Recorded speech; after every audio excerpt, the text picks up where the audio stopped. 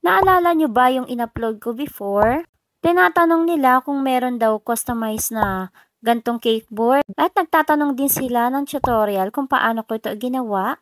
So dahil malakas kayo sa akin, eto na po yung video. Ang size nga pala ng cake board na aking ginamit ay 12 inches. Gumawa lang ako ng maliit na bilog dyan sa center ng board gamit itong washer. And then meron din akong precision knife. So makikita nyo dyan na nagbubutas po ako ng board. So, ginagawa po natin ito para ma-insert natin yung pinaka-washer. Yung pinaka-washer po diyan ay nabibili sa mga hardware. Bali, dalawa lang yung binili ko sa hardware. Yung screw lang at saka yung washer. Madami namang mga sizes yan. At least may idea na kayo sa aking ginagawa. So, magbubutas lang tayo ng pabilog and make sure na lapat yung ating washer. After 10 years, syempre, charot lang. So, syempre, nakatapos na tayo at pasok na itong ating washer. And then, saka natin ito hihigpitan ng screwdriver. Kasi dyan siya magmumula sa ilalim. Make sure na nabutasan na rin yung dowel para maipasok yung screw. Para mas safe, gumamit po tayo ng mas malaking dowel para hindi siya magkaroon ng crack. Kasi ito yung ating iniiwasan. So, yan, ganyan lang yung aking ginagawa. O, diba? Matrabaho talaga siya sa kung matrabaho. Pero kapag gusto naman talaga natin ay meron palaging paraan. O, diba? Hindi lang tayo baker. Parang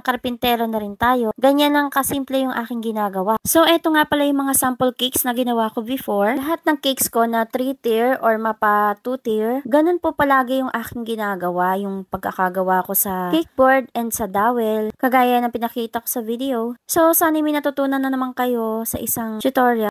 Thank you so much for watching.